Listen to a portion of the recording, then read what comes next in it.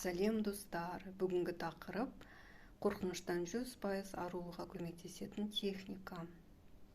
Бұны бірінші рет өз өмірінде қолданған Фрэнсис Шапиро деген адам. Ол өзі қатты ауырып қалған кезде осы техниканы қолданып өз қорқынышынан арылған.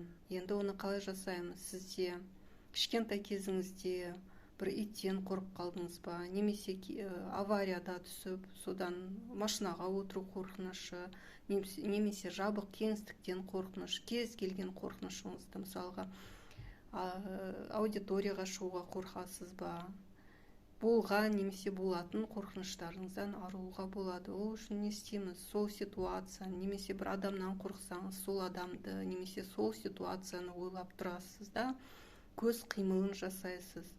Мысалға, 8 жасаймыз, дөңгелек, көзбен былай қозғалтасыз, мысалы, жоғары, төмен, 4-бұрыш жасайсыз. Мен сіздерге қазір көрсетейін, мынандай фигураларды көзбен қимыл жасаймыз. Сол ситуацияны міндетті түрде бір уақытта жасауымыз керек.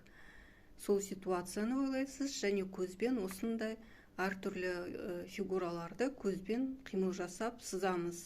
8-каны сызуға болады, мысалы, көзбен, 4-бұрышты сызасыз, мысалға.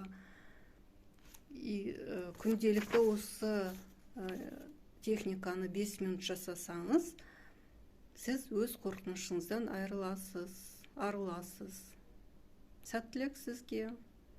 Және нәтижесімен бөлісуді ұмытпаңыз.